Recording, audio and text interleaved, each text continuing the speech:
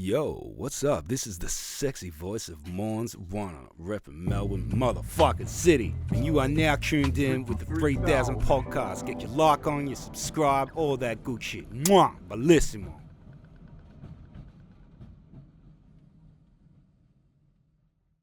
My name is Maloney. This is the 3000 podcast. I'm joined today by a rapper, a skater, and a Melburnian, a proud Melburnian. Maundz, thanks for coming, man. Thank you for having me, brother. I had to say that you're a skater there because when I had Jaff on, I said, who else should I get from the skateboard community? Who'd be good? And he said you. And he goes, man, you know he's a rapper, but he's a fucking skater too. And he's a fucking good skateboarder. And if it comes from Jaff, then we've got to take it seriously. That's very humbling, man. Like we we're just talking about off air, Jaff is the GOAT, but man, my skateboarding skills, I hopped on the board yesterday for the first time in about 6 months, man, and I reckon I lasted half an hour. I'm like, man, where's all this popcorn? It's not here. It's out the building, but I love skateboarding so much still, man. And that's the thing I think with skateboarding is like you don't have to grow out of it, or you don't even have to be fucking good at it. You can still love it. Yep. You know, like and he can say, oh man, he's a skater. It doesn't mean you're on a professional level. It just means that you love fucking skateboarding. Absolutely, man. To be honest, I'd be more up to date with the skate world than what I will be with the hip hop world. Like, yeah. Without a doubt in my mind, man. I love it. I follow that stuff a fair bit as well. But we'll get to the skateboarding. Let's start at the beginning, man. And I know that you represent fucking Preston. Is that where you grew up? Is that where you fucking... Yeah, man. So I was born in Coburg, like literally around the corner, yeah. So... Good skate park there. Yeah, it's not bad, actually. I do like that park. But, yeah, literally like 2 streets away from... like. My mum grew up a little commission house in Coburg, just around the corner from Pentridge. So I spent my first couple of years there as a kid. And then when my grandparents passed away, we moved literally like 2 streets away to Preston. And pretty much lived there ever since, except for, recently I've been up the road in Reza.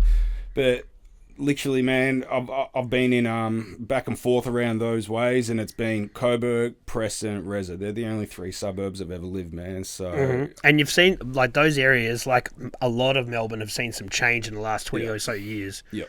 Gentrification or whatever you want to call it has changed, but I still feel like those areas are still pretty. They're definitely. Not ethnic, but they're multicultural still. Super, yeah. Even though the gentrification has happened, it's still like you're still getting people with different backgrounds and different cultures and all that sort of shit. Good food, all that stuff. 100%, man. I mean, look, all you got to do is go down to Preston Market on like a Saturday, Friday, and it is a fucking melting pot, man. And that's what I love. Like, it's slowly getting wider and wider.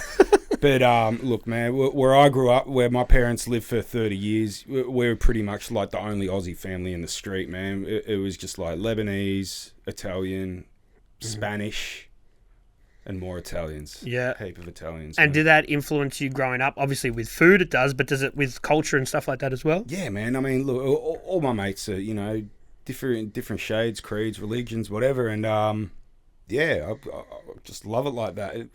Everyone got along.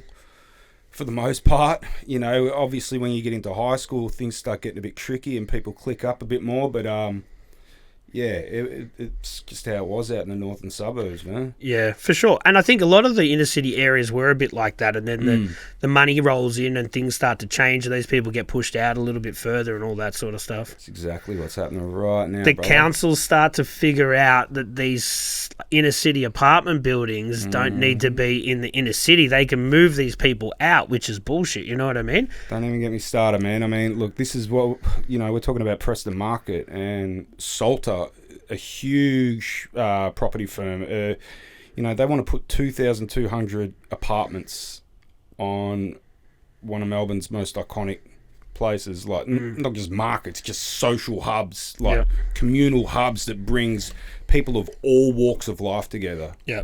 Long-termers to, new refugees and just new migrants. It's just...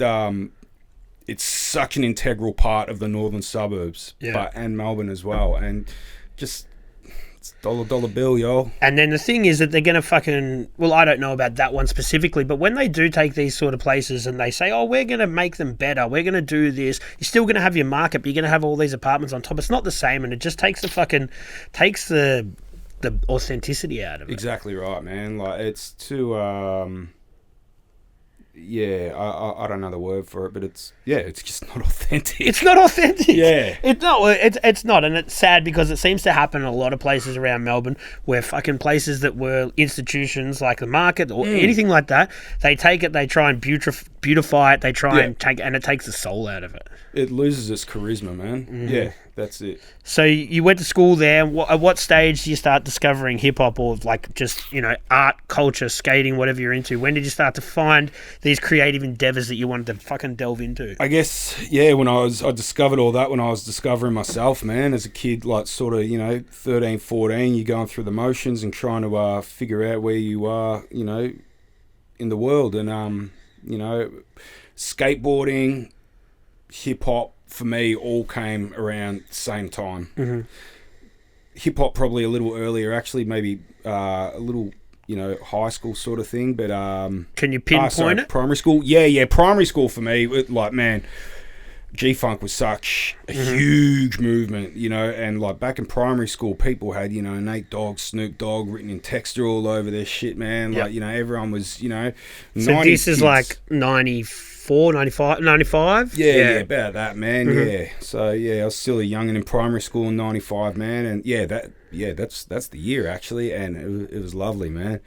And just basketball and hip hop that's all it was about. Yeah, I was talking to Jeans a couple of episodes ago about that NBA Jam Session VHS tape. Oof. Yeah, we used to flog that one, man. Yeah, man. So, and that sort of music that was on there, we weren't hearing here on our commercial radio. Like, if you didn't have an older brother or sister or anyone that was old that was fucking potentially buying records or something, you wouldn't hear that. And all of a sudden, we get these VHS tapes where we can see it, and you're like, fuck, this is something totally different. It was, man. It was completely... It's like we'd been led into this world that had just been... I can't imagine... the older generations above us, what it was like for them, because, I listen to a lot of interviews with, the OGs and that from out in Australia, and, hear how hard it was for them to get their hands on some of this stuff. And a lot of them, it was only via their friends going overseas and coming back with all these wax and all that. That's it. They would literally, you'd have to go overseas and someone would have to bring it back and give it to you. Yeah, that's it. And it's crazy to think about that's how far you would go, and then that's how much...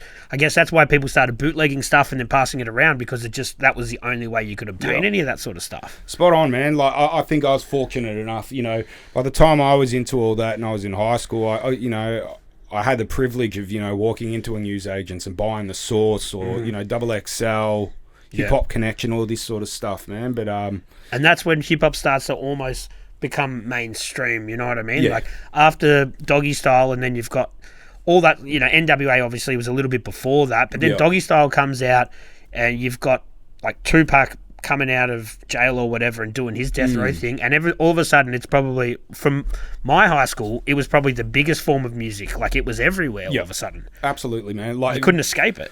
Doggy Style was the one for me, man. Like, I got a dub on cassette from a mate's older sister, because the primary school that I was going to was prep to year 8. Yeah, prep to year 8. That's unusual, primary school. Yeah, there's where was that? Yeah, out in Moonee Ponds, actually. Normally goes to grade 6. Yeah.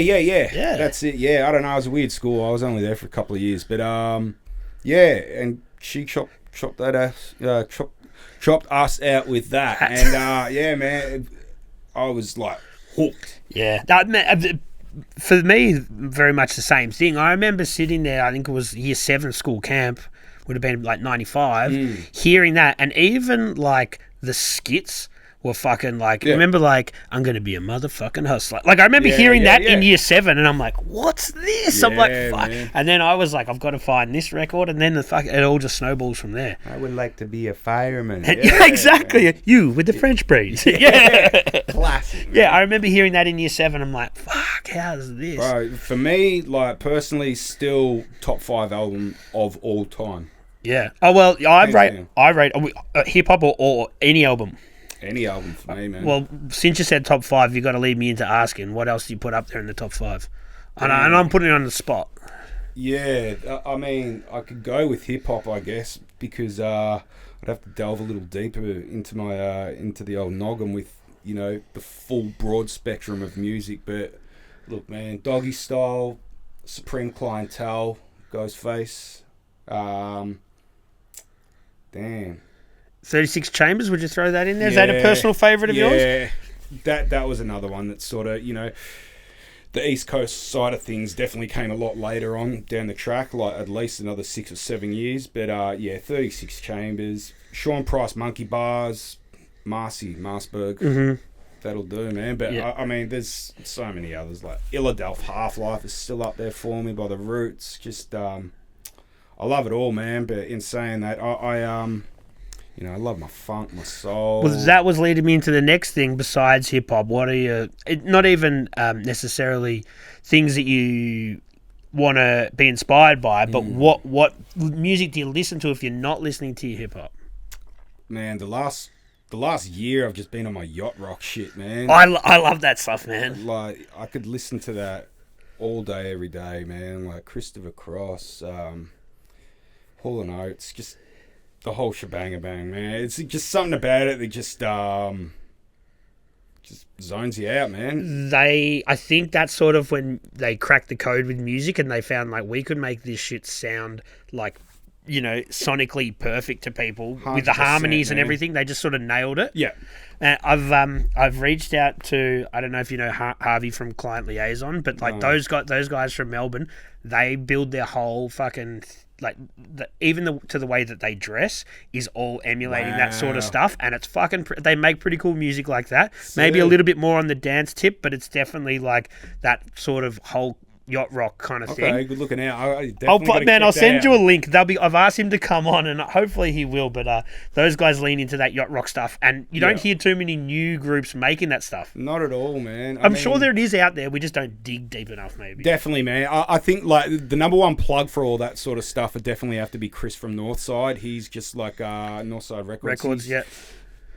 He's across everything, man. Yeah. Like any genre that's popping in Melbourne. Yeah, I'd love to get him on the episode. He's definitely a staple of the Melbourne music or even just cultural scene. He is, man. I got a lot of love for that dude. And everyone seems to have a lot of time for him. I don't know him personally. I'm more of a South Side sort of dude myself, but I got to get out there and have a chat and see if he'd be willing to do it. It'd be cool. He'd be down, man. That dude loves to. He can yarn for days, man. I'm sure. Yarn and boogie. Don't worry about that. Yeah, I'm sure that anyone who's worked in a record store, owned a record store for that long, loves a chat because it's 95% talking and 5% music, Yeah, 100%, man. It's just about chatting to people. So you're in high school and you went to Northcote High, did you say before? Yeah. I think that might have been when I had Duggo from the Cave Clan on. He said that Northcote High was the one that had a drain that runs straight underneath. Darkies, man. That's what we all called it. And he said the same thing, He called it Darkies. Yeah. Damn, there you go. So would you venture down there smoking ciggies or Yeah.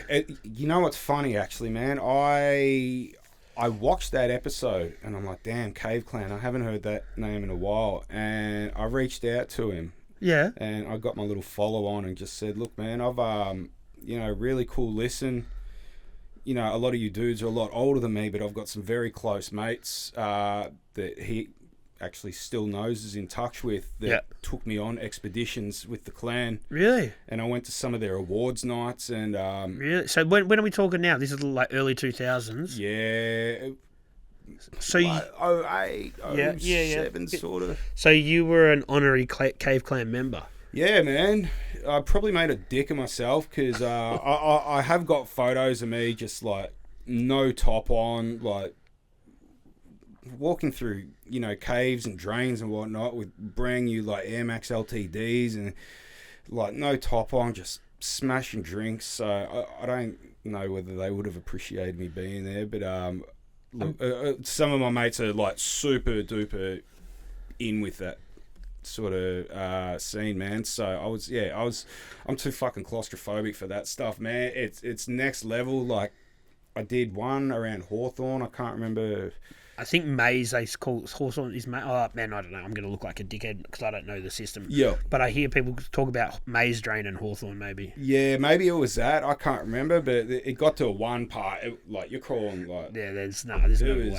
Like, I'm glad I had some Dutch courage in me, but we got out. And, like, the fact that you're fucking in there, man, and, like, I could smell gas, and I'm like... Yeah.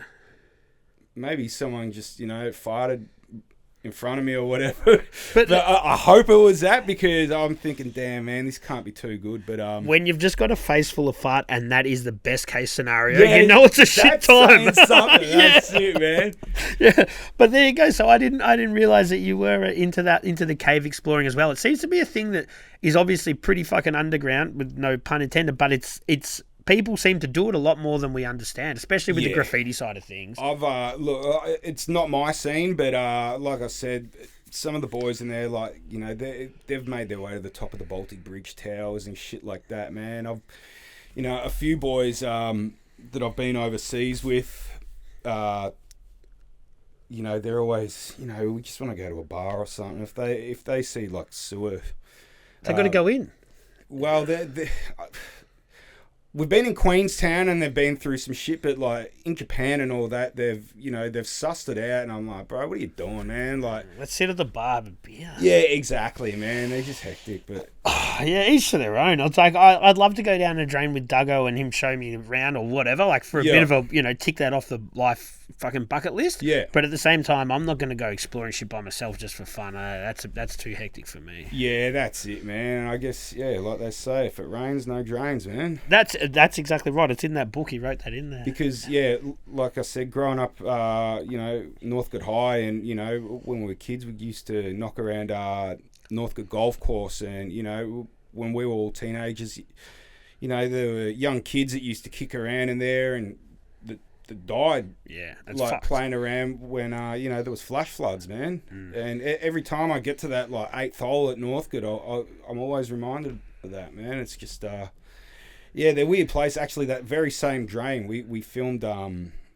Maundz film clip, a few shots of that, and just sort of shudder sometimes, because we're there at 3 a.m. just thinking of this, because I didn't know this kid, but a few of my friends did, and just to go out like that, man, 15 years old and a fucking flash flood, man, that's gnarly. No, it's not, and that's the thing. I think when you do any sort of pastime that requires somewhat of safety, you know what I mean? Like, you got to make sure you're mindful. Obviously, boozing probably doesn't help, but you've got people around you. You know what I mean? So when you're going with these other dudes, at least if you're going with people that fucking know what they're doing, that's the best way to do it. But if you're a 15-year-old kid, you don't know what you're doing, that's a fucking stupid idea. 100%, man. So yeah, shout out to Cave Clan, shout out Ath, Pip, all the boys, all the Cave Clan crew.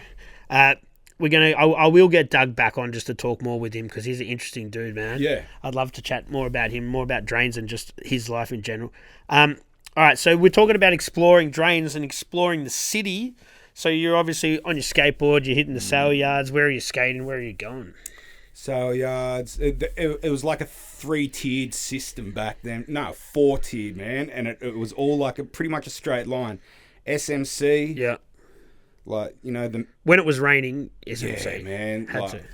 The mini in there, the banks, plus I had the 11 stair at the entrance, which I never touched, but I had some mates do some shit down that. And then obviously up to sale yards, then to Melbourne Library, then to RMIT. That's where you finish your day, man, because they got all the staircases up there. You go punch your cones in the staircases, and you're out of the rain. You're out. Man.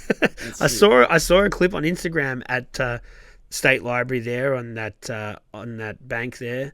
You did a little tray flip bean plant. I don't even know what it was, man. Tray flip foot plant. Foot plant, yeah, but it was like a double foot plant. Yeah, damn, that was that's one of my go-tos. But I got lucky that day. I don't stick that as often as I'd like. Man, that's such an icon. Look, obviously from a sculptural perspective, it looks cool, but people figure out ways to use it, obviously with BMXs and skateboards and stuff like that. I wonder whether that was ever their intention, but it's fucking iconic though. It's funny you say that. I mean, for those of you at home that don't know, we're out in South Melbourne, and driving on the way here, driving past the Yellow Peril, and that's just like another integral. But it's had a lot of homes though. 100%, man. So that was originally, where was it? It was somewhere in closer to the city. Then they moved it near on North Bank, just opposite Crown, sort of for a while, and now it's near the Malt House. Yeah. So it's been in like 3D, and then I think even for a while it went somewhere down near the fucking Docklands. Yeah, like when we were skating that, I remember it just being near Crown. Yeah. On Spencer Street. Yeah, do you know what the actual name for that is? Which I always just called it Yellow Peril. So it's actually called the Vault. So Yeah, that's right. the real name for it, but everyone called it the Yellow Peril because back in the day, when people couldn't understand art, all the taxpayers said, "What is this Yellow Peril? Like, what is this thing we've sunk all our money into?" No doubt. And that's how it's got the name. It's actually called the Vault. Okay. There you go. Oh, good looks. Yeah, I did not know that. Learn something new every day. Yeah, and another piece of skatable Melbourne is that purse on Burke Street. Yep. And I think that's called the People's Purse. So I want to start looking into more of this stuff around Melbourne that people skate or know and just sort of figuring out where it comes from. Man. Yeah. I mean, is there a name for Flinders 9 that I don't know about? Or But have you, as a skateboarder, you would have seen when fucking Jamie Foy came and destroyed it that No, night. I didn't. You didn't? Man, I'll send you a clip. He came at like midnight when they were here after he won Skater of the Year, and I don't know what, he must have got like fucking 15 tricks on that thing in like one session. It's mind-blowing. And shout out to all the hefty skaters out there, man. He's packing a bit of weight on him, man, and that dude throws down. He defies gravity somehow, I think. Yeah. Like he's like, he says himself, he's a heavy set skater. Yeah. And somehow he gets on those rails and just, You know, I was a bug out actually, man. So a lot of my close mates, I'm very blessed to have, you know, a big platter of talented friends out there, man. A lot of my homies are, you know, they either are sponsored or they're on flow. And one of my boys, Kiltsy, man, he's on New Balance, and Tiago Lemos was down a few months back, and so Kiltsy was just showing him around the whole of Melbourne, taking him to. Awesome. Kilt's is a ridiculous skateboarder himself, man. So he fit right in, and I was on the phone to him, a few months back. I'm like, well, you know, what's doing? You know, where's everyone at? And he's, you know, he wouldn't pick up his phone. He's like, I'll text you soon. I'm like, something's going down. And this is like 5 in the arvo, man. And then he quickly calls me up. He's like, bro, I shouldn't be saying this, but I took Tiago down to Flinders Street. It's fucking peak hour right now, man. He had 5 cracks at the rail, and he just switch hard flipped it in peak hour traffic at 5 in the arvo, man. And there's the cop shop right there. Yeah, man. How'd he do it? What was it? People spotting him? Is that footage come out? Yeah, I think it has. Well, I've seen the footage because... Yeah, You know, right. man. He's probably saving it for a part, yeah. I don't know. I hope I didn't... No, that's already been put out, I'm sure. Okay, yeah, cool. But, yeah, man. So he showed him all around Melbourne, and, a couple of weeks down the track, man, I'm like, what's doing? He's like, with Tiago again. I'm like, I'm coming to the city, man. Like, this dude is one of my all-time favourites, man. Yeah. And you saw him skate?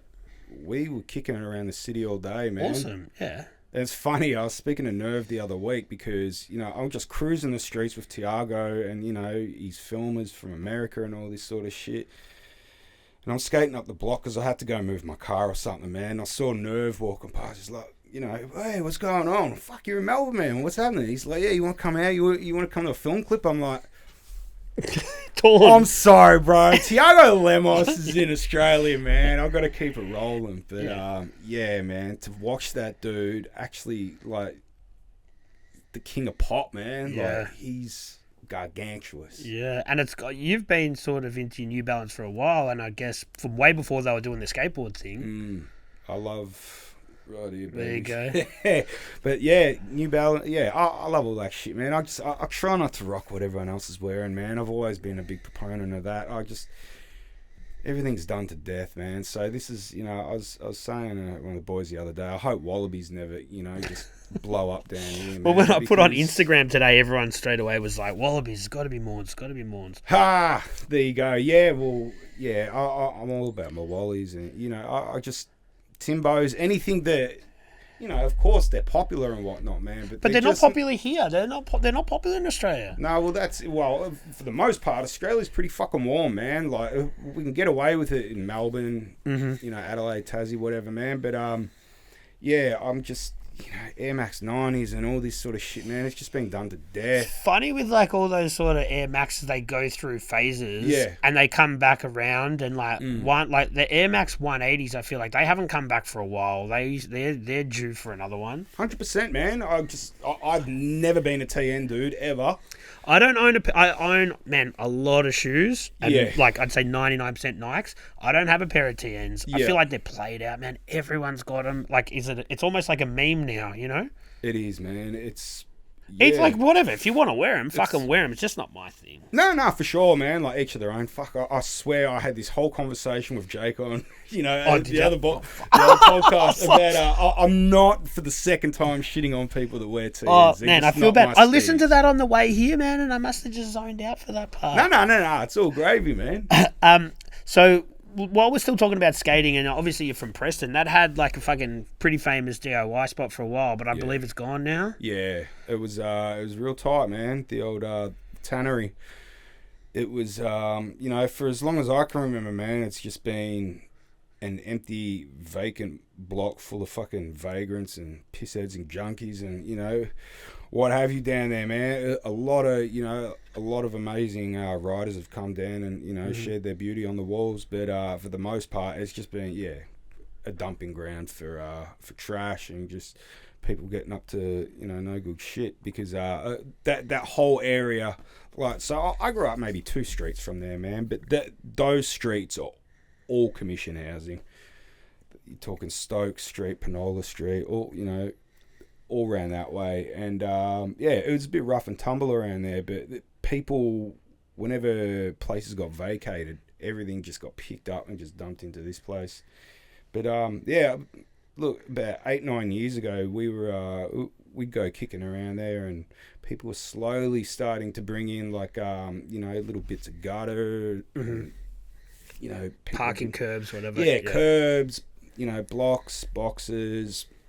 And, we'd start bringing some things down, and then it slowly... I can't remember the dude that really started getting this popping. I think he actually works for Convict. He's a concreter, so building skate parks now. I think, you know, I could be wrong on that, but... and he really got the ball rolling on that, man. And then just... Before you knew it, man, it just went gangbusters. I mean, you know, you got the night team coming down here and all these... Yeah. Because it looked, I guess, from a marketing perspective, it looks cooler than a skate park. You know what I mean? Bro. But it is almost a skate park. Yeah. That place was so hard to skate, but if you were like some hash dog sort of dude, man, like, it was a spot. But you can still skate the street section up there. Oh, so it's not totally gone. Street section, there'd be some boxes. I love the way it's a DIY park and there's a street section and another section. You know what I mean? Yeah, the other, like, the official section, that's all gone. And that was, man, a beautiful thing. I'm glad I got so much, you know, panoramas and footage of that place, because it's just one of those places that I can't imagine seeing again, man. Yeah, it's funny, like, there's these times that you think, fuck, this wouldn't happen in our lifetime or in this day and age, but that's something that did happen in this day and age. We just lost it, you know what I mean? And it's funny because it's also happened from a thing that we never thought we'd see in this day and age as well, which is fucking COVID. Yeah. And that got people so creative, man. Like, so many DIYs were popping up, man. I mean, I'm sure you'd know about the one around the corner in South Melbourne. There was one in Abbotsford, like that. But, like, these joints were official. Yeah, you know on what the I mean? Yarra there next to it. Yeah, I never got to hit that, but the one on the Yarra, like, people were just, you know, they were fucking housebound, man. We're like, needed something to do, yeah. I never skateboarded so much until COVID hit, man. Like, because the government told us we can't. But, you know, like, when COVID was in its, like, that sounds bad. When it was full fucking COVID, I was still living in St Kilda, man, and they put fucking sand and all shit in the skate park. Oh yeah, they did it at all of ours. Cooked, man. Yeah, they put bark at a lot of the high schools and primary schools that we'd hit up for a roll, but bro, You go there with a fucking broom or you know a blower, you're good. You know they did that at Fitzroy High. Like all the ledges there. Yeah. But man, if the government's going to tell you you've got to stay home, you've got to do this, what do you think skateboarders are going to do, man? Yeah. Well, it's opposite. It's a culture that's built on being anti-establishment. So Exactly. they're not going to listen to you in the fucking first place. Yeah, I in some sick twisted way, I kind of miss lockdowns sometimes because I'm like, man, I was out there having so much fun. All right, we'll be back to the guests in a moment. But if you could, just hit that subscribe button. I need everyone to fucking subscribe. We're not asking for any money. It's not hard. It only takes a second. Hit the subscribe button and help us out. Cheers. Yeah, look, I don't think anyone fucking wants it to happen again. I think people now can appreciate what we could take out of it. Because you've got to find a silver lining to anything. Absolutely, you know, like you've got to take whatever positive, whether you agree with it or not. It's fucking happened, and we needed to fucking find some sort of positive. Yeah. And I guess we can all sort of think, oh, it was a good time to discover some artistic endeavors or fucking whatever. You know. Yeah. But man, I definitely would pray that never happens again. And I'm not even religious. Yeah, nah, for sure, man. Look, imagine the government trying to run some shit like that again. The people wouldn't take it, man. Yeah. We copped a shellacking, and nobody's down for that again. And I think everyone else in all the other major cities and states, they can say, oh, yeah, COVID sucks, but no one understands. No one went through it like we did, like no one. I've tried to explain to so many friends, like, you know, from interstate. You got no idea, yeah. And they just, and we all know. You can just sort of look at each other and be like, nah. Just go in the supermarket and just like, it's not just, you know, the toilet rolls, it's everything's off the shelf, man. Like, I'll tell you what, man, I was in Japan when the tsunamis hit, and like being in like Tokyo in like, you know, Shinjuku and Shibuya and all that, and being like, you know, the world's busiest spots, man, and being there and you know, 10 at night in the subway and it's completely empty in one of the biggest megalopolises in the world, man. Or, you know, going to, you know, 7-Eleven over there and all their shit's bare. I'm like, fuck, I'll never see this ever again. Yeah. And then here we are like 10 years later. Seeing it here. Man, yeah, I remember seeing like, you know, 60-year-old men yelling at checkout chicks, like yelling at them because they weren't allowed to have 2 packets of pasta. It's disgraceful. And I said, mate, fucking shut your mouth. Like, what do you do? I remember saying that. Then I walked out into the car and I fucking broke down, man. Like I started crying, like not because I'm like, is this where the world's going? Everybody's patience. And I'm just like, man, this is like, is this where we're at? And I remember ringing my friend Ryan, who's a legend. I'm like, dude, I just broke down after telling an old 60-year-old man to not yell at a 14-year-old checkout chick because he couldn't have 2 packets of pasta. Like, the world's fucking gone mad. Bro, everyone just got so aggy, man. Like, and you could tell it, like, just being out in the street or, you know, any place that was open and these essential workers were, man. Like, you could tell everyone's aura had just shifted, man. And everyone had that don't fuck with me today attitude, man. Like, this whole city, it was wild, man. Like, if you're not from Melbourne, you won't get it. No, I don't think they will. All right, so we've touched on the skating. We've touched on a lot of stuff except for the music, and you're actually making music, which I wanted to do, though.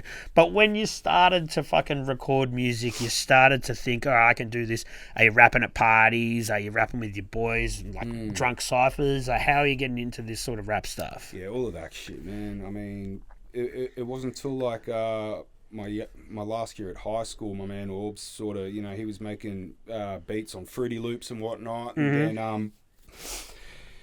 and then me and a few other boys really just started rhyming over his beats, man. And, you know, he had his dinky little setup at home, and, you know, he knew his shit, man. Like, he was very well versed and advanced for our age, which is crazy because I imagine now, like, all dudes like 16 are like that, man. They got it on lock. It's just because they grew up with... Well, they've got YouTube tutorials and a lot of stuff to help you. God bless the YouTube tutorial, man. I can do anything I want in this world now thanks to YouTube, man. Yeah. I think I'm going to try and concrete my own fucking kitchen bench tops because I've watched it on YouTube. I don't know how it'll turn out, but I'll give it a crack. Yeah, that's it, man. You can. I'm no mechanic, man, but I got under the hood the other day thanks to YouTube. So, yeah. I love it. But... yeah, so we, you know, there's a little crew of us that, just kick it at lunchtime and just we all went from there, man. And then, you know, a few years after high school, you know, there was a little spot up in Brunswick that was called Ace Morning on Sydney Road, and that's where it all really started happening, man. And like we started, it's pretty much, you know, me and my crew, and then you had the Pang crew as well that had rolled down there. So, you know, the likes of Matter Must 1-6. Yep. All, you know, all and you're dudes. feeding off each other. Is it like Exactly, yeah? man. So you're progressing each other because these guys have brought this today, so we're gonna have to fucking Bang really on, man. That's it. You know, we're all hungry. Just like late, you know, you're in your late teens, early 20s, or you know, just turning 20, whatever, and fresh out of school and just fucking ready to rumble, man. So yeah, it was just feeding off each other for sure. And you're writing verses now, like you're actually thinking. Are you structuring Definitely. songs? Are you looking at hooks? Are you thinking about? So yeah, it's fun. Look, it's funny you say that, man. The first song I ever did, man, like that I recorded properly, full song. I didn't know how to count bars, and I recorded that, and that got put out, you know, onto the internet, and It got put out, or you put it out? My man Orbs put it out. Right, against your will. Well, not Yeah, really. I'm very self-conscious, you know, especially at that age, man. But it fucking took off, and it managed to get pressed onto vinyl. The first song I ever recorded. Which there's not too many people that could fucking say that. Nah, not at all, man. I mean, I've seen that thing go for $250, $300 online, man, just for a 7-inch. But But when you're talking about, sorry to cut you off, man. you're good. But when you're talking about, okay, you didn't know how to structure a verse or blah, blah, blah, if you're looking up to dudes like Wu and that sort of stuff, they're not necessarily going with a normal musical structure anyway. So that kind of gets thrown out the window a little bit. For sure. But I mean, I think that first song, man, I'm pretty sure, like, the verses are all over the joint. Like, you've got a 12-bar verse, then you've got, like, a 16, then you might have a 10-bar verse. Does it add more to the rawness, though? Yeah, for sure, man. I mean, and it keeps the audience guessing because they, you know. Yeah. One thing that put me on my high horse, because it was Mass MC that you know, pressed that up to wax, and you know, he was pretty tight with a lot of people, man. And I remember, because I originally recorded over Non-Fiction's Refuse to Lose, and you know, that's a Necro produced joint, man. And I remember he sent that out to Necro. You know, I'm still 19 at this time, man, and you know, Necro holler back like, man, this shit's real raw, you know, like this how kids in Australia are doing it, huh? But and that put me, like, just hearing shit like that from a dude that you listened to at that time, man, and just like that, you know, put a firecracker up my ass, man. Yeah, you know so what I you mean? thought, if I can get props from this guy, then fuck. No doubt. Yeah. So then it just makes you write more, makes you work more, and then just look at structuring actual tunes. You're looking at because that's obviously So then you start thinking, well, if I can write a whole song, I'm going to do this with this verse, and I'm going to do this with that verse, rather than just one verse on like a posse track or something like that. Yeah. Spot on, man. That's it. But now it's autopilot, brother. Really? Yeah. So how do you work? Do you get the hook first? Do you get the concept? Like, do you know what I mean? Yeah, usually concept first. Hooks always last for me. Yeah.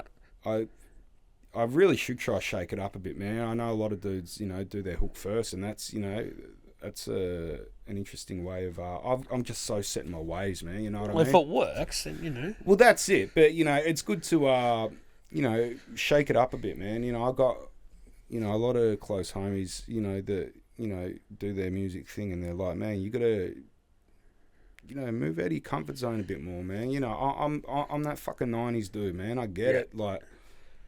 That's what I love, and without, you know, coming across cocky, man, I'm nice with it, like with the boom bap shit, I think, anyway. But I totally get, like, you know, evolve or dissolve, you know what I mean? So that's why it's always good to sort of take that leap every now and then. Yeah, try something a little bit different, but if you, the thing is, when someone who fucking has a passion for some sort of style tries something else, it can come across pretty fucking fake. You know what I mean? Yeah. Exactly. So, like, if Maundz starts doing these sort of more poppy tracks, then people are going to go, he's just trying to get radio play. He's going for the Triple J angle. You know what I mean? Yeah, well, yeah. Look, at the end of the day, man, get in where you fit in. And that's how I've always seen it, man. Like, I always try and push the envelope with the lyrics side of things, man. I always will, always have. I'm always trying to try some different concept type shit, man. But it's the beats sort of thing, which I get, man. You know, you hear people like Cannabis and Nas, like people saying their whole careers have, you know, just been dictated by terrible beat selection. And but that's all. That almost could be by design because they don't want the beats to outshine the lyrics. That's it, man. Their voice is an instrument as well. People forget that shit. Yeah, I think Nas's people, he does get criticised a lot for poor beat selection, but whether or not, but then think about like, you know, he worked with Primo very early, and you can't criticise the beats there. No, you can't. And like anybody, man, he's got a huge body of work, so fuck, he's gonna have some fucking. That's it. You can't do fucking You can't put out 15 albums of 95 BPM, you know, sleigh bells and hard hitting snares the whole time and horn stabs. It's like people get over that shit, man. Like, but you've got to say that he has stayed. You know, what did you say?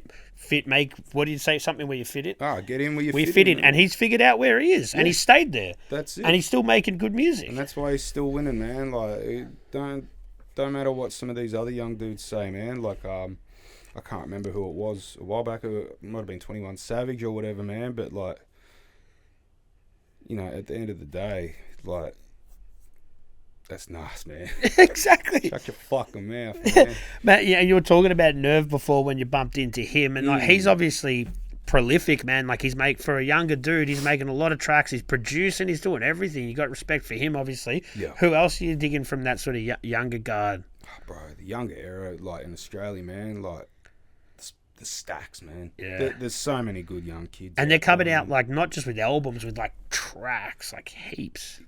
Bro, none of these kids would know what a fucking album is. Man. It ain't no thing, man. Like, even, you know, my man Shadow, I remember hearing him talking about, like, albums are just, they're out, man. Yeah. Like, it's just, if you want momentum, it's just tracks and EPs. Yeah, I know. It's a bit sad, and we come across probably pretty old. But you know, a fucking album's cool, the artwork, the whole thing, you know what I mean? Like, you get to experience the album. Sadly, I think it probably is something that's probably dying slowly. It's for the traditionalists now. For sure, man. But look, there's still plenty of young dudes out there putting albums out, man. But I love the experience of it all. Just, you know, was it Adele or someone huge that, you know, really got up Spotify's ass about the way that they categorize, exactly, man. Like, because you want to fucking experience this thing, and I've been trying to, you know, school some younger friends on like the experience of like a concept album, not like just a Kendrick album, but like a Prince Paul, Prince Among Thieves, or Skinny Man, Council State of Mind. You want to listen to that thing start to finish, not that track 4's got this guy, I'm gonna listen to this one first, and track 12. Nah, man. But like when we were young and you'd listen to like CDs or even records, you knew the songs you wanted to skip, so you could figure out, you know, this one's, it's a bit of a filler. We can get past that. Yeah, absolutely, man. So like, all right, you're making music, you're hanging out in the north, and I think, again, much like the COVID thing, I think a lot of people don't understand in other cities, there's a big divide between the north and the south in Melbourne. And it's not even like a financial thing. It's more of a kind of little bit of a cultural thing, or I don't know what it is, but there is a bit of a divide, and it seems to be getting wider and wider.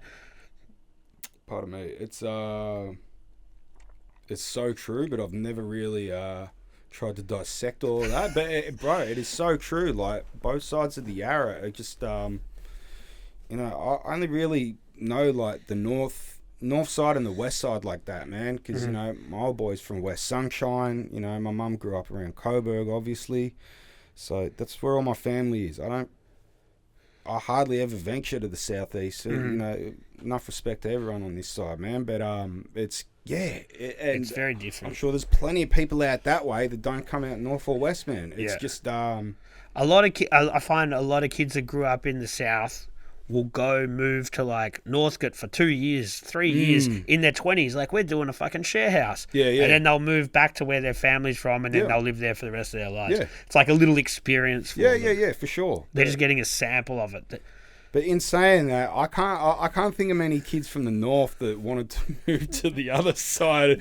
Like, unless they were really into their partying, they want to live on Chapel Street where you can party 24 hours a day, I was maybe. just about to say that. And if that you're in does your Windsor, Paran, for sure. That does happen. But obviously, Absolute, yeah. anyone that I talk to from the hip-hop scene always has some stories about obese, and I'm sure you've spent some time there, and that's where that was like somewhat of a cultural hub for a lot of people where you could go there, listen to music that you wouldn't hear anywhere else, and you could fucking look at magazines, you could find out a lot about the culture, and people would teach you about the culture. Yep. So you would go over there because that was sort of like the mecca for anyone into hip-hop. Yeah, absolutely, man. And, I was lucky to have, a lot of close homies working there, like 1-6, Flu, Discourse, all the boys. Plus, like I said today, man, I've been on the phone with Fern, Curse's manager all day, man, and she's the boss bitch at Obese, man. Like that. So his distribution is still through Obese? Who's? Well, Curso, if you said... No. He took his Iran, man. Okay. Yeah. So you're speaking to her because you're trying to get... my master's back, yeah. Okay, right. Yeah. But, yeah, that's a whole different kettle. Whole different story. But, yeah, look, just going back to, like, that girl there was, like, the brains behind Obese, man. She was the glue that held it all together. Yeah. And at one stage, man, like, the whole Obese label, not just the shop, but the label was the dictating force in anything Aussie hip-hop. Yeah. And then you were a part of it for a while as well. Yeah, it was, I still bug out when I was, trying to, sell my my first album to them and just, walking up to their offices and seeing, all these, platinum joints up on the wall and shit like that, man. But, after a while, it just became, we're here to talk music, let's dance. Yeah. And that was it. And is it hard with, I guess, something that's still, even if you can move a few units and that sort of stuff, is there enough of the pie to go around to have a label in that sort of scenario? Like, sure, it is if you're Hilltop Hoods and you're really doing big numbers, but for the smaller artists, is it a viable deal to, like, partner up with one of those sort of fucking labels?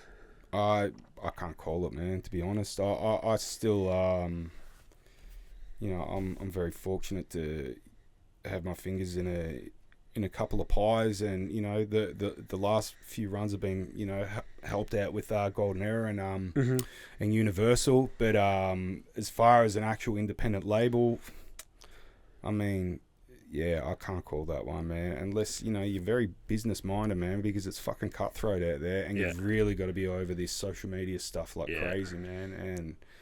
And that's the thing that's sad, is because a lot of people aren't in it for the social media. They're in it to make music, but that seems to be a necessary evil. Yep. You have to be, Yep. You've got to, or if you're not going to do it, have someone who's fucking down to do that stuff. For sure, man. And look, I'm not. I done my dash with that, man. I used to be all about it when I was younger, man, and that sort of helped me get,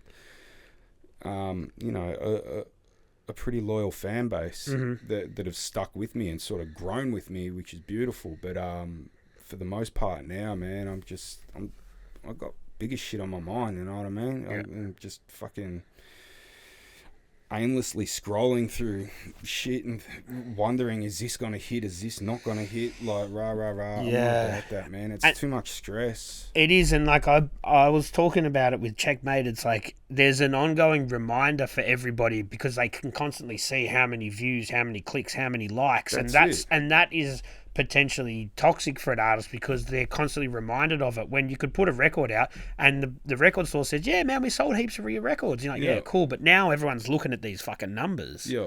And that's like potentially detrimental to people's mental health when they're not about that, And wasn't it, I could be wrong, but wasn't it Kanye that was really pushing to get rid of all the analytics and shit? Because for the sake of people's mental health, man, you know what I mean? Yeah. So, yeah, respect for that. But, look, it is what it is, man. I still fuck with social media, man. But, of course, everyone does. It's 2023, man. But yeah, I think some of the people I know, like, with a music sort of scenario out of it, that are like totally off social media, I feel that that's fine if that's what you want to do for your mental health. But I feel like you're kind of missing out on a fair bit of just stuff that happens. Yeah, because this is, whether you can say you don't want it, and that's fine, but it's not going anywhere. So just you learn to embrace it to a certain extent, and then get rid of it when you don't need it. You know what I mean? It, man, just chill. It's not going anywhere. So you've That's got it it. with anything in life. It's like AI or fucking anything. Yeah. It's not going anywhere. It doesn't mean it's good, but it means that we're gonna just have to get used to some of that stuff. That's it, man. Look, man, my brother doesn't even, I'll be like, fuck, did you hear about this bombing and so many people have died. He's like, bro, what are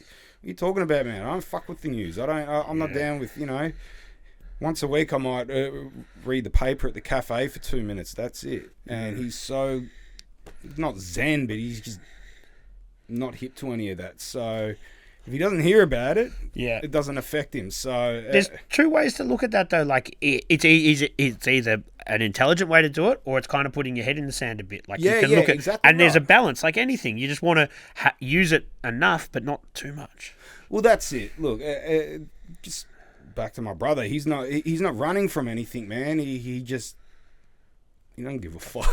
So each to their own. You got to man. admire people like that. Yeah. Well, that's it. I wish I could be like that, but yeah, it's just news is no news is good news, isn't it, man? I think so. So we talked about obese a little bit, but then you were on Golden Era for a while, like an album or two. Yeah. How did that come to be, and like, what was that like? Because at that stage, the Hilltop Hoods, obviously, or still probably now, are the biggest things in Aussie hip hop. Cursor might be breathing down their neck almost if you look at it from a big picture point of view. But so when that sort of comes to happen, do you think, fuck, well, this is it? I'm like, where do you sort of go from here? Pretty much, well, it's back to social media, man. I could feel that obese ship sinking, so I just had a full body of work ready to go, cocked and aimed, man. So which was nobody's business, and I just jumped on Twitter. I'm like, I was very good at venting back then on Twitter. Just that's what you do on there, I guess, man. But I'm just like, damn, I've got a full body of work here. I don't know what I'm gonna do with it, and press little tweet, and then that was it. So you're just like throwing a fucking line in the water. So, that's it, man. And then Golden Arrow hollered. They're like. And you couldn't have asked for anyone better than that at that point in time. Man. Like, shouts to my man Ben. Shout outs to Hilltop Hoods, man. But they really threw me a line. And, before I knew it, a week later, we're on the phone, having video meetings, contracts, and that was that, man. So, yeah. It's that simple. I wouldn't say it's that simple. It's definitely who you know. Yeah. And you obviously had the right people following you and that sort of thing. For sure. And kids out there now can't just put a tweet out there and get signed by Golden Era. Definitely not, man. I think I've earned my stripes through the rap shit. So they knew, what I was capable of, man. Yeah. So yeah. And then working with them, and then like I said, those guys were, or still probably are, one of the biggest deals in Aussie rap. And then they're at the top of the game. They're signing. Then Briggs is on there as well, I think. Briggs, Funkors. Oz. K21, or he was a bit later, maybe. Yeah, I think he's a bit later. But they've got they've got a good staple. And then, but like, for the people that are out of the industry, what happened there? Like, when they sold, did it just lose its sizzle? Like, what actually happened to Golden Era?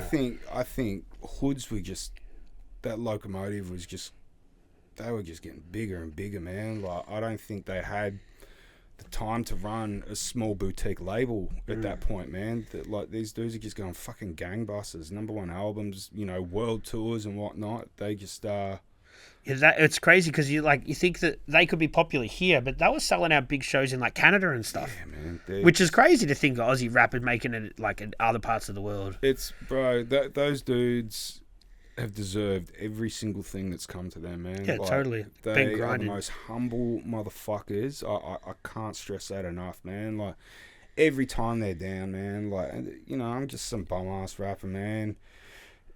They don't need to, but I always get a text, hey, man, we're about to do an arena show in a couple of weeks for 15,000 people. Let me know how many tickets you want for, AAA passes. I'm like, they don't have to do that, man. But you take them up on it, though?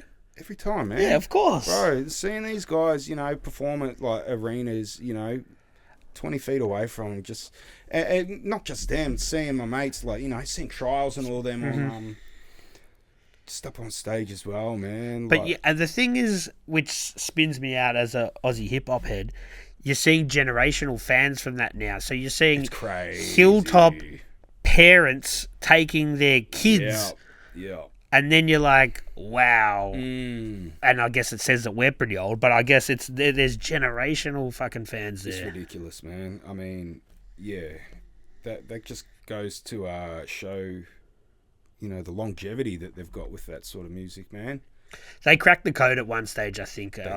Maybe about 3 or 4 albums in, I think they figured out this is our sound. The production is something that they've got it dialed. Yeah. They bounce off each other really well. The samples, everything. I think they just sort of cracked the code there. Yeah. My man Nev's told me, didn't tell me, but like years ago we were just chilling, I don't know, just having a few drinks. He's like, man, have you ever listened to Pressure's voice, man? Like the way that he raps, he actually is the fucking instrument writing this beat. And I can't unhear that statement from him. And every time I hear Pressure and Suffer do their thing, man, because it's not like, me, I'm up on all these, Rock Marcy dudes and all that. It's very... monotone and super gruff, and that's the shit I love. But then I hear these dudes, and they're all over the shop, man, and they make it sound so schmicko. Like it's highly commendable, man. Yeah, they've got a rhythm to it, not just a flow, but there's also like exactly, yeah. That's what I'm trying to get at, man. It's amazing. And man, they just keep doing it, and they don't even look like they're ever going to be slowing down anytime soon either. Nah, they're killing it. But anyway, this isn't the fucking Adelaide show. No, it's Melbourne. Melbourne represent. But so then that eventually kind of I know it's still going, but it kind of just the wind came out of the sails a little bit there, I guess. For them? Just for the golden era thing. Yeah, I mean. For sure, man. I'm pretty sure, like, the only dudes right now, it's like me and Shadow doing our thing, man. I don't know what everyone else is up to, but shouts to my man Shadow, because that kid is just always working, man. He's putting some shit out, all the time. Yeah. And so, with, like, any fucking creative person, you're going to have to figure out a way to fucking make some money aside from the music, and you do your merch thing. Yep. And as a skater, man, you've made some merch, and growing up as a skater, it must be cool to see, like, your own sort of iconography on a board. I guess that's what every kid dreams of is growing up skateboarding. Especially, like I said, being blessed to have so many homies that, on flow and, just demolish the streets of Melbourne, man, and seeing them dudes, throw down, like a tray flip down a 10 or whatever on one of my fucking boards, man, is like, yeah, man, this dude's skating the Maundz Pro Deck here, man. He's doing all this little shit. It's really tight, man. Like we've never slouched on quality with the skateboards that we've done, man. I think a lot of dudes do that when they do merch, and you can see it, and you're like, do you even really understand? Like, are you just getting some fucking bodgy board printed up? Like, it's got to be the Canadian maple. It's got to be done properly. That's it. Don't get me started on that. Like, everyone's out to make a buck, man. But in saying that, maybe a lot of these dudes have got the mentality of these are just going to be hangers. So, but still, I feel like, and you must think the same, I'm guessing, as a person coming from a skateboard background, that's kind of just wheezing off the culture a little bit and not really understanding it. Just to throw your fucking, like, your album graphics on a skateboard is that really, like, what is that, Yeah, look, I'm not going to shit on anyone's day. No, man. But you feel where I'm coming from. I feel where you're coming from, man. And the lesson from today: get in where you fit in. Yeah. But yeah, as somebody who pushes skateboarding, who believes in it, I guess you've got the grounds to start pushing skate products. You know what I mean? But I feel like some of the stuff I see, and dudes do all sorts of crazy merch, and I feel like that became a bit of a staple for a while. They're like, and you just put a fucking board out as well. Yeah, that's it. I didn't feel dirty within myself for putting out boards because it's something that I'd always wanted to do. But I think dudes out there know that I grew up in this culture, so Yeah. and if you look at it any other way, then that's on you, man, because I love this shit so much, man. Yeah, and that, I think you have every right to fucking do that sort of stuff. Any kind of look, anyone's merch is whatever they want to do, but I just feel like some people probably do the skateboard thing. It's like a fucking stubby holder. They're like, we'll do a stubby holder and a tote bag and a skateboard. Yeah. That's spot on, man. And like a keyring, and a keyring, yeah. So also the other merch that I have to talk about, which I think is fucking awesome, is the North was the North Face, but North Side the Maundz face.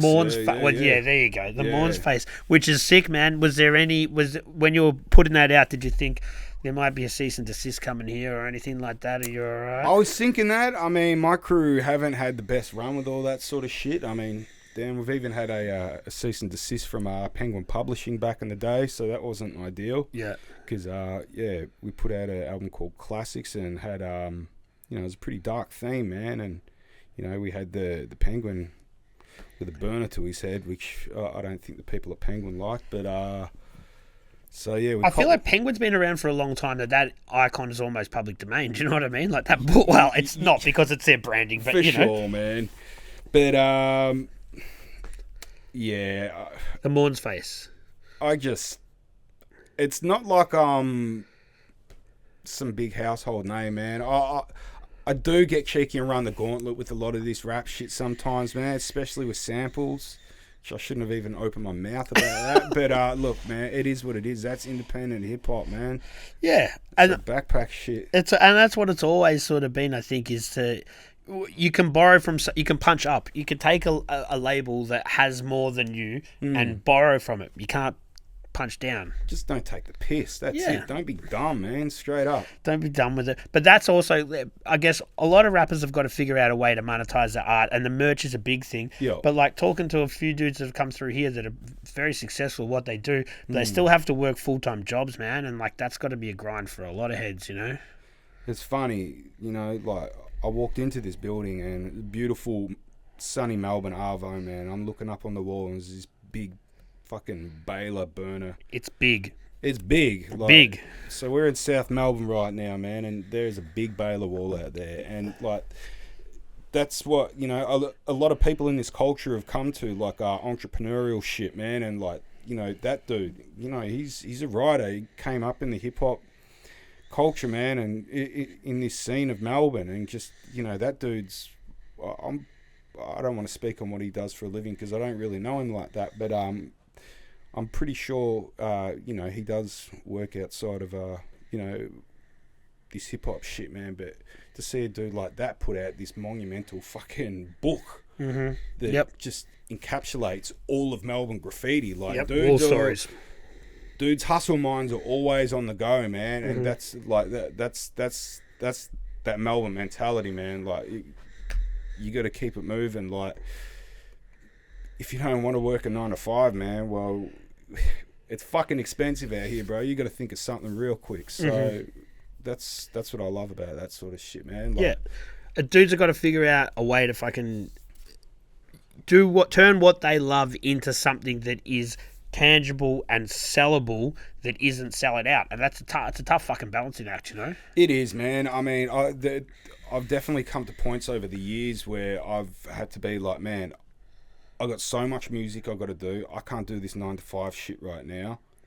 I've got to do shit that I shouldn't be doing just to get by, sort of thing. You know what I mean? Yeah.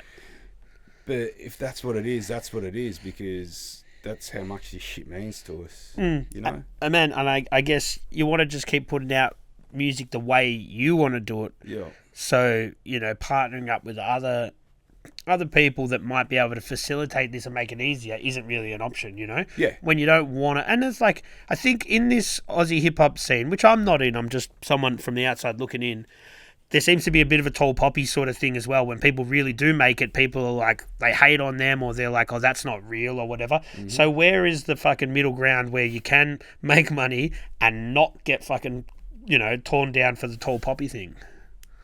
There ain't one. Well, there definitely wasn't, when we were coming up, man. But I was never I was never cut from that cloth of your 360s and your curses and that, man. Like, I definitely... you know, a lot of people in the industry have said, you know, I was on the brink and I've sort of had that opportunity given to me and I knocked it back. But that I'm not. If it's not true to you, then it's not true to you. Exactly. I love this music shit so much, man. But, you know, all, you know, the fame side of things and just... But, like, when you sort of brought up 360, like, he, I think, made a choice to sort of do... I don't think he was railroaded into the more commercial stuff. I think he made a choice to go down that route himself. Yeah, no doubt, man. And whether that was monetary-wise or whether he just thought, well, there's a lot of fucking barbecue rap out there. I want to try something fucking different, like I'm seeing in the US, maybe. For sure. And, bro, get your fucking money, man. Like, the era that I'm from, everything was so jaded, man. Like, everything. And now it's just so much more... People are just all about... You know, a lot of the music that's coming out isn't great, but if people are blowing up, man, then people should be happy. Bro, I've still got my DMs, me messaging Kid Leroy, man, when... Yeah, because he was like Triple J Unearthed and stuff, like when he was 15, 16, like putting out rap songs before he went to... Yeah, man. Like, I messaged this kid when he had, like, you know, 2,000 followers, and I've still got him in there now, man. I'm like, you know, it's not my sort of music, but I'm like, bro. But he was rapping back then, like, straight out rapping, sort of. It was a bit sort of harmonious, but yeah. When I was first hearing him, he was doing a little, you know, bit of singing and that. But regardless, man, I'm like, man, you're gonna fucking blow up, man. Yeah. And sure enough, man. Did he hit you back? You sing little love hearts and I appreciate you or whatever, man. But we just left it at that. But just look at that kid now, man. Like you can call him, man. Like I don't care what you're doing, man. Just like be real with yourself, man. All this shit, you know. If you're not drilling dudes, man, stop talking about spinning blocks and doing all this sort of shit, man. I don't give a fuck about any of that, man. If you're talking out your ass, I'm not trying to hear that, man. But if you're making some pop shit, but it's, you know, if you're making some disco shit, whatever, but if it's true to you and, you know, it's legit, it's, that is who you are. Yeah. Do your thing, man. That's it. I think, 360, like, he got to the point that he couldn't get any bigger in Australia, which puts him into a tough situation. And he starts to work with pop artists, and then I feel like kind of like the traditional Aussie hip-hop kind of went off him a little bit because he became so popular. But I think it's just... Do you reckon that's a tall poppy thing, or do you think that's just because they weren't fucking with that poppy sort of stuff? Yeah, I think they weren't fucking with that poppy stuff, man. So it's not tall poppy syndrome where people were just like, oh, he's too successful now, we don't want him anymore. Because he was making, like, he was, like, doing a lot of battles and that sort of thing. He earned his stripes. He didn't just jump into the pop scene. That's it. Duke of rap, man. Like, you know, I'm sure plenty of people, you know, my age remember, you know, when Foul Child dropped on Turntable Jedis and all that sort of shit, you know, when he was doing his little uncut thing, man. Like, same goes for Illy, man. Like, you know, there's a lot of these dudes out here that are not so much now, man, but back then when it was a lot more gatekeeperish sort of attitude within this scene, man. Like, dudes like that get shat on, man. But, you know, I've always shown love and respect to... It's the same with Cursor, man. Like, Curse is that dude, man, and he got a lot of hate as well. Dude slowly came around after all these years, and look at him now, man. He's probably just sitting back counting his money like, fuck you, man. I remember when you weren't vibing on me. Yeah. That's it. Do you find now that as the whole scene's maturing a bit, that people they're showing more love and less fucking not disrespect, Absolutely. but yeah, I think I'm noticing that Definitely, just in man. a mad vibe around, Yeah, and the dude, there definitely are dudes that, you know, everybody looked up to from back then that, you know, that never change, and they're just always going to be like that. And if they want to be like that, do you, man? Like, it's your loss, man, because there is some great music out there. There's some talented people. You don't have to support everything that comes out, man, but just Stop being such a fucking sad sack about it. And that's it. Like, you don't have to like everything that everyone does. No one is going to. So let them do their thing and let them. And they stay in their lane, you stay in your lane. I just love seeing people get money, man. Yeah, exactly. And they're getting money for doing what they fucking love. Exactly, man. Speaking of money, this is a good segue, man. Myself, and I think a lot of people watching, would have wasted $300 in their life, but you've spent $300 and used it really well. I think maybe it only cost you $300 to get an Action Bronson verse. Is that correct? Damn, word gets out, man. Yeah. Yeah, so that was just before he blew up, man. That was, imported goods dropped. I'm like, bro, this dude's ill. Hollered at him, and then... $300, man. It's crazy, isn't it? Crazy. And, that's another dude that's just... I always knew that dude would do well, man. He's got like a fucking some sort of magic aura around him. Does, I've never man. met him, but you just watch him and you go, fuck, there's something. He just looks like he has some sort of aura or some shit. 100%. But in saying that, like I said with, Kid Leroy, I knew that kid was going to be Some people just got huge. Yeah. Action Bronson, I was like, man, this dude's going to do really well. 4 months later, I was like, whoa, I didn't see that coming. Like, that was drastic. But the more, he's very charismatic sort of dude, man.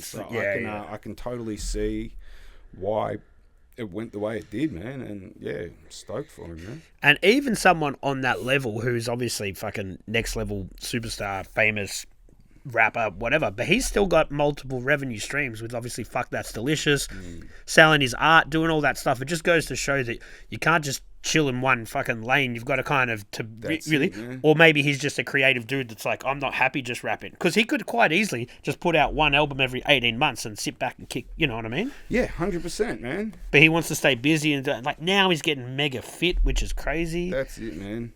Well, you can't be broke, when there's 365 opportunities, man. Like, some people are just built with that hunger in them, man, and just love having their fingers in mad pies, man. So, man, go do your thing, man. That's sick. Like, people are just built with that entrepreneurial sort of shit in them, man.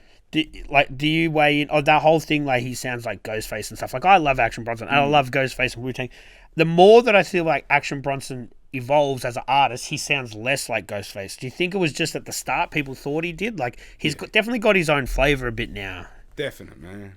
But, yeah, I can see it, man. Like, bro, the same thing happened when your old Droog came out, man. Everyone's like, bro, is this like one of Nas's alter ego sort of things? Yeah. And I did think that was Nas, man. Nah, but he's like a Middle Eastern dude, isn't he?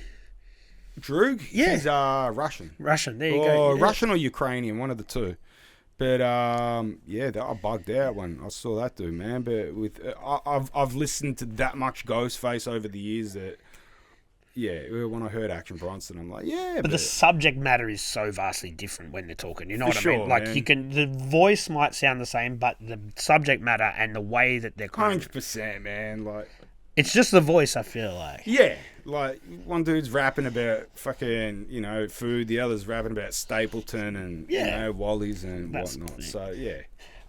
So with like that, obviously you got him for $300, which is a mad steal. But when you're collaborating with other artists, like probably more on the Aussie scene, and people like reach out, do you get in the booth with them, go into the studio with them, or do you just say, they're like, hey man, I'll send you some coins, send me a fucking verse? Like, how does all that stuff go down? Bit of both, but for the most part with me, man, like, and I've been mad busy lately, man. Like, if dudes hit me up, I'm like super on it, man. I'm like, this is how much I want.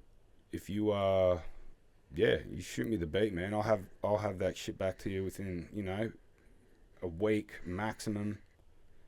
I don't want money until you're happy with the reference. Mm-hmm. You're happy with the reference, you send me the money, I'll send you the stems. That's awesome. It. Yeah. Just do it all from home, man. Yeah. Well, that's one thing that fucking COVID sort of told us. You record your shit at home. That's it. But look, if it's with the homies or whatever, then we'll chop it up in the studio. So, yeah. And so you've worked with, look, we touched on Action Bronson. You had obviously getting from any Melbourne rapper doing a track with Bias has got to be sort of a pinnacle of your, not pinnacle, but it's got to be definitely up there with fucking a moment in your career. Yeah, for sure, man. I mean, that was the first local hip hop album I heard was Beeswax, man. I think for a lot of people it was. Yeah, man. I used to bug out seeing him, like high as fuck on the tram, man, and I'd be like super high as well. Be like too like young and paranoid to. I'm just so out of it, like, bro. Just when you're in your head, you're like, man, that's fucking boys there, man. Go up to him, go say something, man. Go say what up. Nah, man. He's looking at you. And now, I can call that dude whenever and be like, "Oi, what's going on, old man? What's happening, man?" Yeah. But it's so funny how full circle it's come, man. And it ain't the last, type of music we've made together either, man. Like, we're still going. Does it spin you out that a song about back in the day for some kids now might be back in the day for them? Do you know what I mean? 100%. Because that was like, what, 10 or 12 years ago or something when you did that one? Take It Back? Yeah, 12 years. No, 11 years ago, man, which is a bugger. And yeah, I'll just say that's not the last hurrah for that track either, man. Yeah, nice. So yeah, we're still cooking. Yes. Yeah. So you've got some new music coming out soon, maybe? Oh, I got so much music coming out, man. Really? So, like I said on my little IG a few weeks back, man. I just I had my little 12 months sober period, man, and I just got busy, dumb busy, and I've before I knew it, I'm sitting there with like 40 fucking mixed tracks, man. Really? And I'm like, man, you got to do something now. I've just been slowly collecting, and then... The sobriety cleared you out and it made you just focus more? Yeah. It had to be done, man. Mm-hmm. We're talking booze and drugs? Or drugs, I've been pretty good boy for a number of years now, man. Yeah. But booze, always, been another big struggle. But I just hollered at the GP. I'm like, bro, I need some help. She's gone on for too long, man. Like, getting there 15, 20 years long. And, man, he helped me out and, put some plans in place. And then before I knew it, like I said, man, like we hit that 12 months and I'm going through my Dropbox. I'm like, fuck me, man. I've got like essentially 3 albums if I really want it like that, man. So I've, I've been listening to... I've got album 5 and album 6 done, man. I'm talking guests, mixed, mastered. Right. Done, man. I was listening to the masters for album 5 on the way to this interview, man. It's nice. It's tough, man. You happy? I've never been happier, man. That's awesome. I'm really feeling like a fine wine at the moment with this lyricism shit, man. It's I come a bit out of pocket on some tracks, not just trying to do the same thing, so which is cool because I like to experiment as well, man. But this is such a fucking Melbourne album, man. Like, which is we're all about that, man. Which is funny because the last track that I listened to, man, before I came in here, just at the end of the track, I'm like 3,000. I love you and I hate you. And here we are here, man. So on the 3,000 podcast, man. That's fucking awesome. That's it, man. I can't wait to hear it and put some of that. I'll definitely share it on all the Instagram and everything. I love that sort of stuff. All that Melbourne sort of. And obviously, you're a very proud Melburnian, which is awesome, man. Super, man. I mean, yeah, like, this is our life, man. This is, it's not what people think it is down here, man. We're built different out here, man. And if you're from Melbourne, you're about Melbourne, man. Straight up and down, like. You'll get it. That's it. So the sobriety thing, you've said you've done 12 months, and I guess that's a milestone, but you continue to keep doing that? Is that like a lifestyle now? Look, man, I don't want to disappoint any of my friends or people that may be listening, but, a lot of my friends do know that I was never trying to quit completely, man, but I've just always had an issue where it's been like, I'm easily doing, 8 to 10 a night. Like 7 days a week. Oh, bro, I've got a council background, man. You know what I mean? So that culture is just ingrained in me. But I fucking love beer, man. It's the bomb. But it got to a point where I'm like, bro, you got to get your shit in order, man. And like, so I did that with the concept and will of wanting to sort of redesign my relationship with alcohol, and I really feel like I've done that, man, which Yeah. I never thought I could do, man. You've had a hard reset. Very hard reset, man. Yeah. I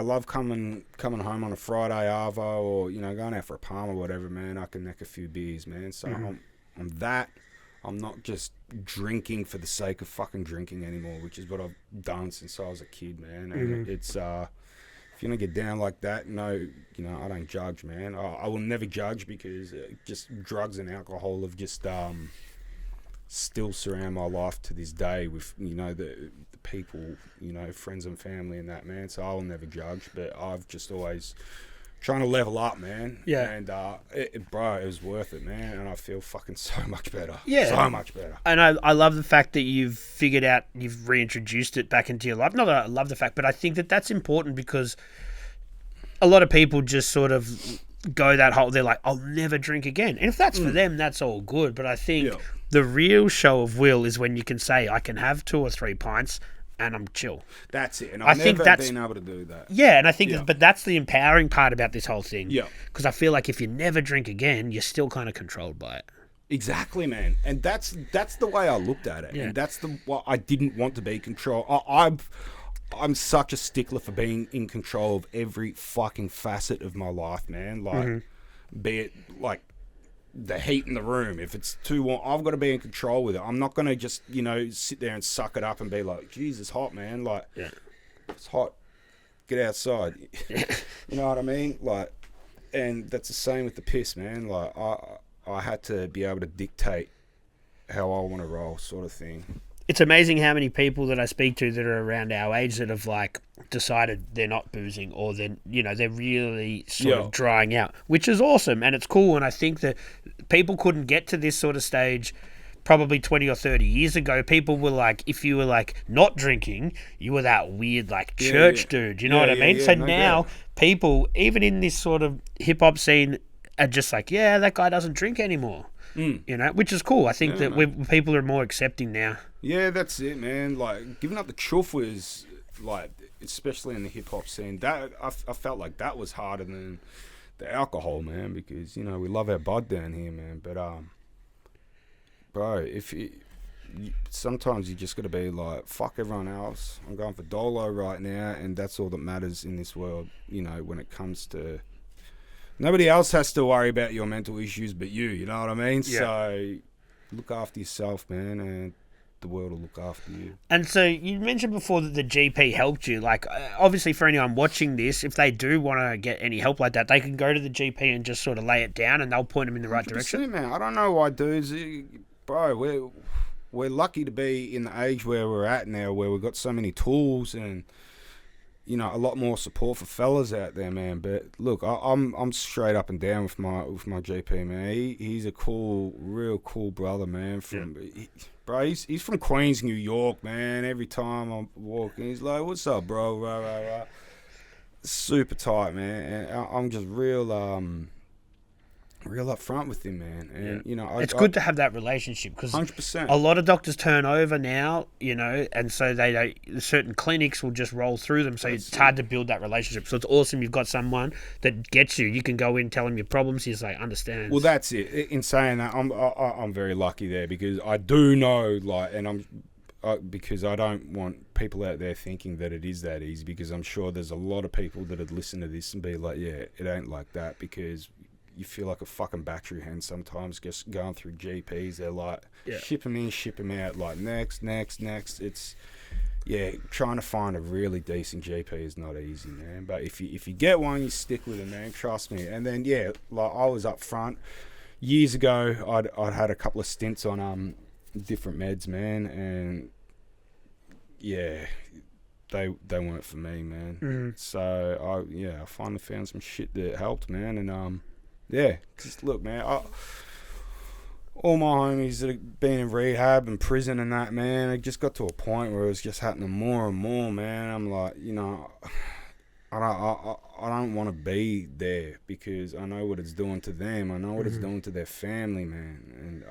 And if I don't get my shit together, man, and you know the way my hot head works sometimes, man, I'm gonna fucking end up doing some real dumb shit and wilding out. So you better off to fucking nip it in the bud, man. exactly, man. That's it. Be responsible, man. So besides the not drinking and no weed and that sort of thing, have you any other like dietary changes? You meditating? You doing anything else that's changing, man? My diet sucks ass, man. I used even 5 years ago, man. I counted every fucking calorie that went into me, man. Yeah. Like, I was getting cock diesel for a while, man. I was like gym twice a day. Like slowly getting back into the gym now, man. I've had a bit of time off, but you know, I try and be mindful of what I'm eating, man. The sugar, I try and chill on the sugar, man. Same with the deep fried shit, but apart from that, man, like pizza, suvos, get at me, man. But yeah, I still love lifting weights, but I love food just as much, man. I always ask guests this question, and it usually stumps everybody. But where do you think you'd be without hip hop?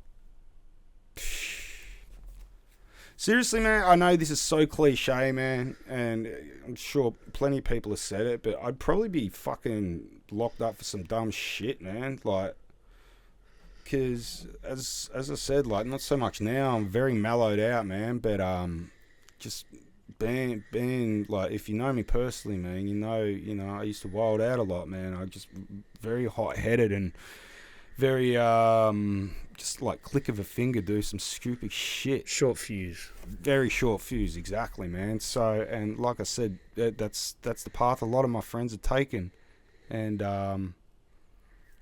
there's no doubt if I didn't have something to counteract all this negative energy and aggression, man, then I'll be doing some dumb shit, man, for sure. You know, I've done dumb shit, but I'm just lucky, you know, that it didn't go down like that. But this music has just been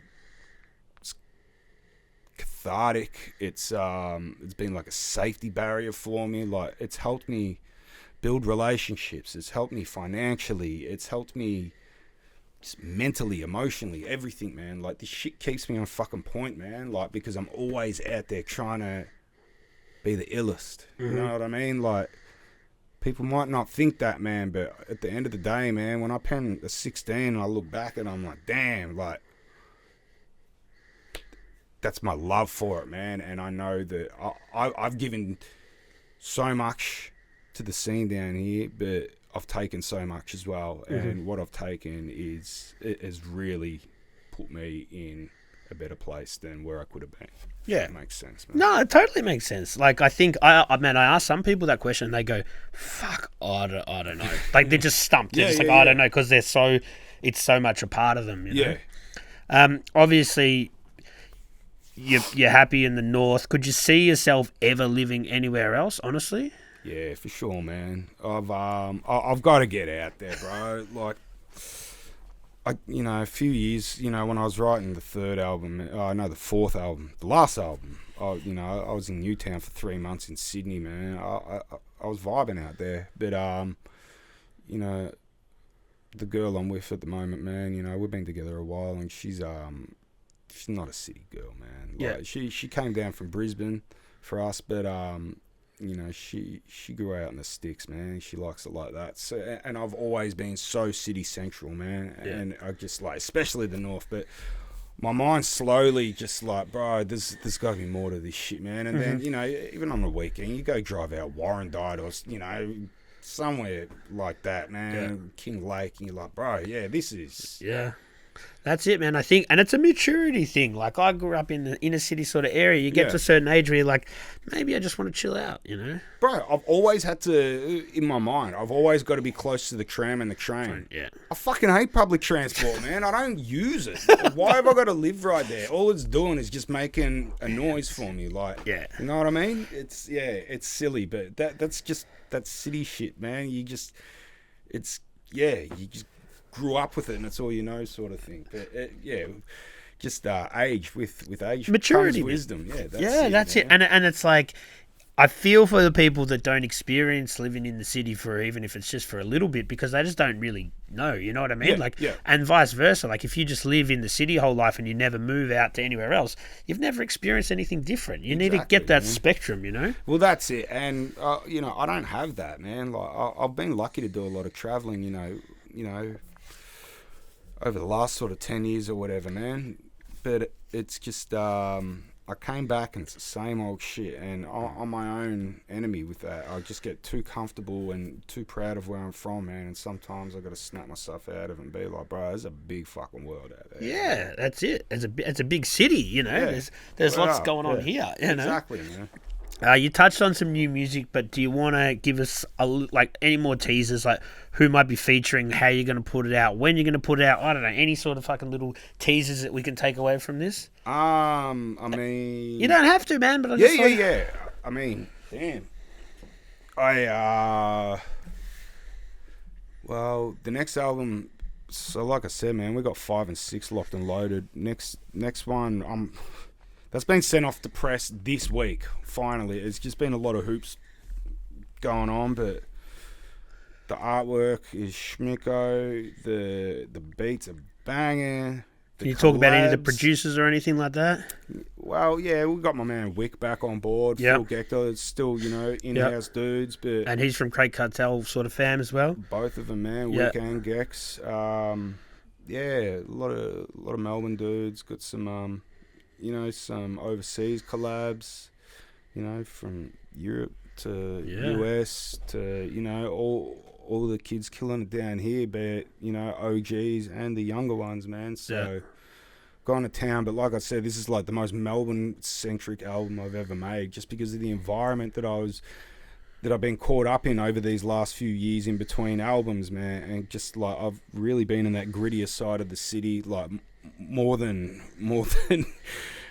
usually. So it's but, you know, I also bring up a lot of the past that I grew up with as well, and it's just Melbourne oriented, man. We're proud to fly the flag down here, like, you know, man. That's it. We're here. That's it. And that's like, man, I appreciate you coming, and I think the only reason why I got you to do this is because it's a fucking Melbourne centric podcast. I think if it was just any old fucking hip hop podcast, you'd probably be, I'm not really down with it. You know, for sure, man. You know, we fly the flag high. I mean, bro, I got Melbourne tattooed on my leg, man. Like that's how we get down in Melbourne, man. Like, yeah, we're all about it. We fly it.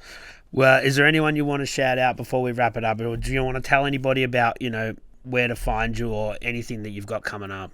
Yeah, man. Like, I only just started a new YouTube page, so... Yeah, I followed you. I subscribed today. Make sure you subscribe to It's Maundzini, isn't it? Yeah, I got to change that. Just change it to Maundz, I think. Yeah, otherwise I'm just going to confuse cats, man. But, yeah, just MAUNDZ across all platforms, man. And, yeah, the album shit's going to start coming very soon. We're going to start drip feeding that. But I've got a few more freestyles just to... like I said, man, I got a lot of music that I just want to keep. Yeah. Before all this album nonsense comes out, man, but it will be worth the wait, man, because I've put my blood, sweat and tears into this shit, man, like always. Yeah, so, and man, you always do it, and you're always passionate, and it's fucking, you're always putting out some good tunes, man. Thank you, man. Man, I guess we're going to wrap it up. Maundz, thanks for coming, dude. I appreciate it. My man. Cheers. Thanks, dude. 3,000.